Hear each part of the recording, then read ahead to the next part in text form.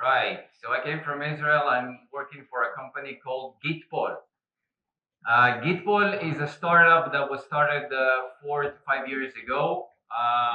The name Gytpol itself is actually GYT stands for Gilad Yaakov and Tal, our three co-founders, and Paul stands for policy. Because our focus, we started off from policy misconfiguration, but nowadays we are focusing on a lot more misconfigurations, and we'll talk about it during our slides. So we'll talk about what will we talk about? So we'll talk about what is the problem as we see that, okay, and I'll explain that to you. We'll talk about why is it a problem in the first place, what is the cause of the problem. We'll talk about the solution that we'll suggest, that we'll provide you, okay, and we'll also see a small preview of the product. Okay, so what is the problem? The problem that we're looking for, that we're focusing on, is called misconfiguration. Now, there's a concept with many organizations that don't even know what is a misconfiguration. If I ask now you guys, what is a vulnerability? I'm sure that I will see 100% of the hands raised because everybody knows what's a vulnerability. What is a misconfiguration? We'll discuss that in a second, but before we do, first, I want to show you a couple of researches that were done to identify what is a misconfiguration. We can see now one of the researches, 73% of all organizations have at least one critical security misconfiguration. And I'll give you examples as we move along. This research was actually performed by Microsoft themselves a few years back. They've identified that 35% of all security incidents and 80% of all ransomware attacks were caused by a misconfiguration. Those numbers are huge. The interesting thing about this research is that roughly a month after Microsoft released this research, they were breached by a misconfiguration where 4.5 terabytes were stolen. Okay? And I tell that Microsoft, they have budget for security probably bigger than the whole Philippine government for its country, right? And they were breached by a misconfiguration. So why do misconfiguration happen? But before we talk about why do misconfiguration happen, let's talk about what's the difference between a vulnerability and a misconfiguration. So a vulnerability, usually this is a bug within the software, right? We get a software from different vendors such as Microsoft, such as Java, such as Adobe, okay? They identify, or someone else identifies a bug within their software. They release a patch for it. We apply a patch, and that's it. We're no longer exposed. There is no longer a vulnerability. Where do misconfigurations come from? So we identified 4 pillars. First and foremost, setup and operation errors, okay? So MIS teams, IT teams, security teams, some of them are more adept, some of them are less adept, less knowledge, more knowledge.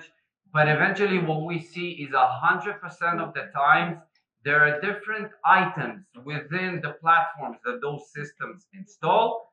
They miss something, okay?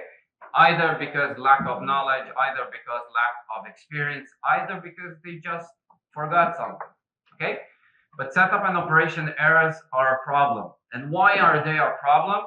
Because of problematic default settings. So when you buy a new laptop, MacBook, Windows device, you install a new Linux server or a desktop, it doesn't matter. All of those comes with default settings, right? And those default settings, if you don't know about them, it's a problem. I'll give you a couple of examples. Default setting on every Windows device, server and desktop, Prince Pooler service. Prince Pooler service is probably one of the most dangerous services out there on a Windows. Many attacks have been carried out by this service. One of the most famous one would be Pre-Nightmare. Has everyone, anybody? There you go, okay. Pre-Nightmare is probably one of the most dangerous ones. I don't know if you know, but I know of a way of stealing ticket that was granted through TGT, Prince Pooler service. I can steal certificates through Prince Pooler service. Now comes the question, why is principal of service enabled on every Windows server? Can anybody answer that? I mean, why do servers have principal of server enabled? For print services, but who does the printing on server?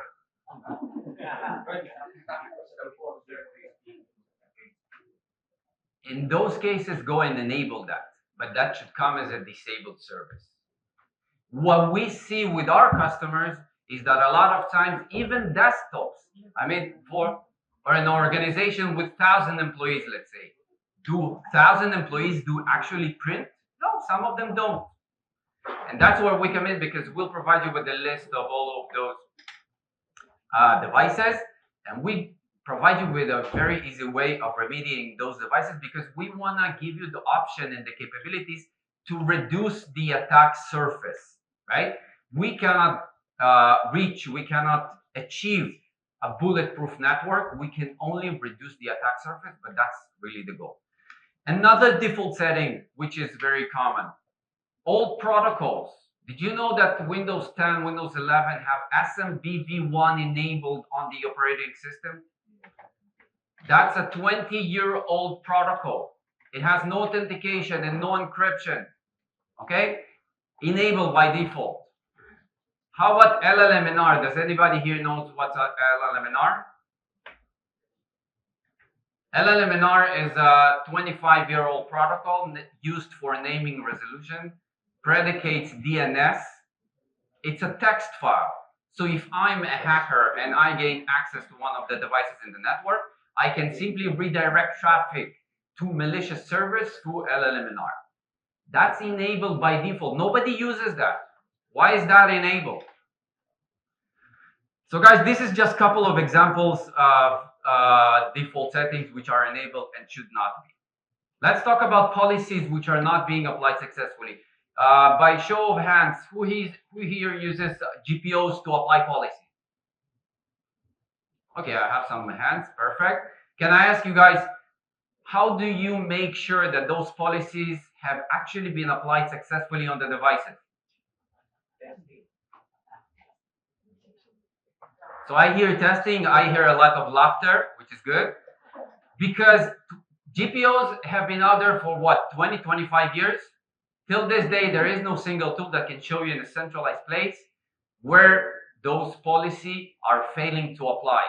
Because when you have hundreds, thousands of devices and you want to control them, you create a policy for them. But if you don't have a way of actually validating that this policy is being applied successfully, you haven't achieved anything. And that's a problem that we also face with our organizations. Naturally, we'll also expand to Intune, Jamf, and those policies, the newer generation policies as well. Last but not least, let's talk about non-patchable vulnerabilities. Okay, so what are the non-patchable? So we've discussed those vulnerabilities, the bugs in the software that the vendor just releases a patch, and you just apply it and that's it. But what happens when you cannot apply a patch? And I will give you a perfect example to that. Let's talk about Log4j. Anybody doesn't know what Log4j is? Remote code execution, right? So it was a bug that was identified with a certain Java libraries. Java released a patch, you can apply the patch and that's it, you're no longer exposed. We saw a lot of customers, and only last week I worked with a customer where we identified a Java library which was not patched. And when we asked him, why didn't you patch it? He said that he tried, but it broke a dependency with the legacy application that he was running. And that was a line of business application which he could not afford to lose. And so he took a risk of staying unpatched, staying vulnerable because of his line of business application.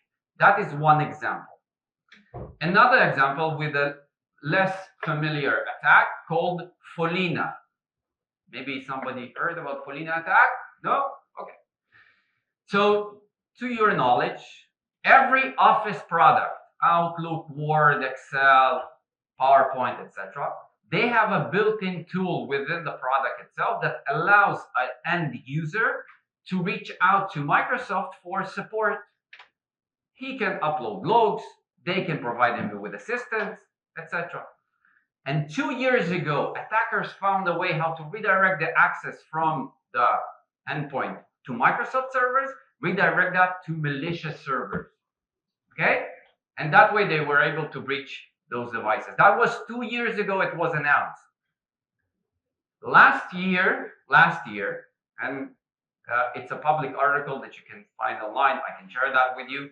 Last year, NATO offices in Europe were breached by a variant of Folina attack because till last year there was no patch by Microsoft for it. Okay, so that was last year. So what is the solution in that case? The solution is very simple. We first need to constantly inspect all of the devices on the network. When I talk about all of the devices, I'm speaking about servers, desktops, work from home employees, everybody who gets some sort of an access to our internal network, line of business application. We need to constantly validate them for misconfigurations, for policies validation, whether those policies apply through GPOs or Intune or other tools. We need to validate that those policies are actually being applied successfully. Okay? But then we approach customers, and I'm sure that many of you have done vulnerability scanning, right? And you get a report, which is usually as long as the Bible itself, right? You get different items that you need to address. And then I ask, what do you do with it? So those who are brave enough, they say, I'll take 10% of it and I'll apply those remediations now, right? But then most of the organization, most of the people don't do anything because they're afraid they're going to break something, right? We don't want to break our users' capability of doing their work, right?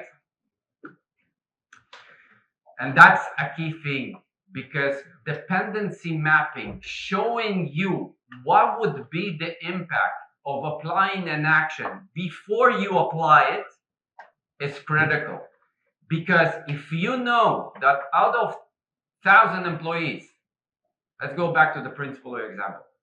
Out of 1,000 employees, 200 of them have not been doing any printings. That's an easy task to remediate principal service on those devices, and you do it without doing any impact because nothing happens and nothing breaks. Okay? Dependency mapping for each and every misconfiguration is a key thing, because every security program has a built-in risk factor. If there is no risk, there is no factor, right? And I remind you again, our goal is not to create a bulletproof network. We're trying to reduce the attack surface. We're trying to increase security posture. So that's dependency mapping. Another key feature of our product is what's called benchmarking. We see a lot of organizations nowadays, a lot of frameworks out there. They're trying to achieve those frameworks because they're trying to do business with other businesses, right? But those frameworks, it could take you months to learn them, to learn every item of every control item, etc. We'll provide you with dashboards of CIS, NIST, and those frameworks that you can simply view, be audited against, and also remediate using our product. I want to finish with a case study, which we've done with Carlsberg, one of our biggest customers. Okay, they've actually done a case study along with Microsoft, not with us. They approached Microsoft, Microsoft approached them. They've done a case study together, and they have documented it on their website, and they describe how they use Gytpol to make Microsoft better. Unless there are any questions, it was a real pleasure discussing that with you guys. Again, I remind you, detection, dependency mapping, automatic remediations, those are the key factors to achieving a not bulletproof network, but reducing attack surface. Thank you very much.